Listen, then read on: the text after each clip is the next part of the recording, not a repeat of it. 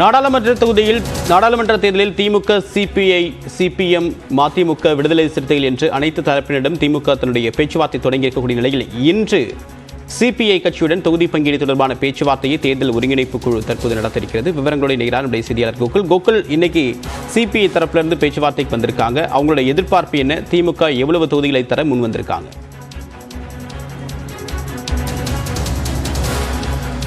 திமுக கூட்டணியில் இடம்பெற்றுள்ள Marxist communist கட்சி இன்றைய தினம் தொகுதி பங்கீடு மற்றும் கூட்டணி பேச்சுவார்த்தை நடத்துவதற்காக அண்ணா அறிவாலயம் வந்திருக்கிறார்கள். ஏற்கனவே திமுகவுடைய தொகுதி பங்கீட்டு குழுவோடு நேற்றைய தினம் இந்திய கம்யூனிஸ்ட் கட்சி பேச்சுவார்த்தை நடத்திய நிலையில் இன்றைய தினம் மார்க்சிஸ்ட் கம்யூனிஸ்ட் கட்சி, மதிமுக உள்ளிட்ட கட்சிகள் பேச்சுவார்த்தை நடத்துகிறார்கள்.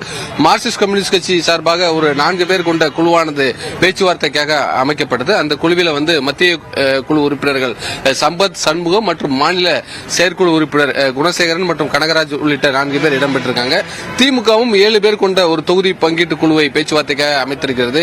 தொடர்ந்து கூட்டணி கட்சிகளோடு பேசி வருகிறார்கள். அந்த அடிப்படையில் இன்றைய தினம் மார்க்சிஸ்ட் கம்யூனிஸ்ட் கட்சியோடு அந்த தொகுதி பங்கீட்டுக்கான முதற்கட்ட பேச்சுவார்த்தை நடைபெற உள்ளது. ஏற்கனவே கடந்த நாடாளுமன்ற தேர்தலில் மார்க்சிஸ்ட் கம்யூனிஸ்ட் கட்சி 2 தொகுதியில் போட்டியிட்டது. மதுரை, கோயம்புத்தூர் உள்ளிட்ட 2 தொகுதியில் போட்டியிட்ட நிலையில் இந்த தேர்தலில் ஏறக்குறைய 5 தொகுதி அடங்கிய ஒரு விருப்ப பட்டியலை அளிக்க இருப்பதாகவும் அதில் ஒரு 3 தொகுதியை இந்த முறை ஒதுக்க வேண்டும் என்ற ஒரு கோரிக்கையை வைக்க இருப்பதாக தெரிவிக்கப்பட்டிருக்கிறது. ஏற்கனவே சிட்டிங்கில் இருக்கக்கூடிய 2 தொகுதியும் அது மட்டுமல்ல கூடுதலாக ஒரு தொகுதியை ஒதுக்க வேண்டும் என்ற ஒரு கோரிக்கையை வைக்க இருக்காங்க.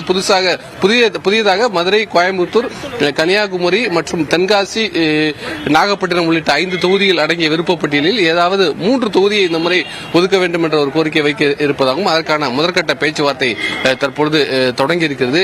இந்த திமுகவுடைய தொகுதி பங்கீட்டு குழுவுடைய பேச்சுவார்த்தை குழு தலைவர் TR பாலு தலைமையில் 7 பேர் கொண்ட குழுவும் அதேபோல மார்க்சிஸ்ட் கம்யூனிஸ்ட் கட்சியோட குழுவும் தற்பொழுது பேச்சுவார்த்தை நடத்தி வருகிறார்கள். முதற்கட்ட பேச்சுவார்த்தை மீண்டும் அடுத்த கட்ட பேச்சுவார்த்தையும் நடைபெறுவதற்கான வாய்ப்பு இருக்கிறது. இந்த கூட்டம் முடிந்த பின்பு 11 மணிக்கு மேல மதிமுகவுடைய தொகுதி பங்கீட்டு குழுவானது அண்ணா அறிவாலயம் அவர்களும் கூட்டணி தொகுதி பங்கீடு குறித்து பேச்சுவார்த்தை நடத்த இருக்கிறார்கள். தேவப்பிரியன், உங்களுடைய விரிவான தகவலுக்கு நன்றி கோகுல்.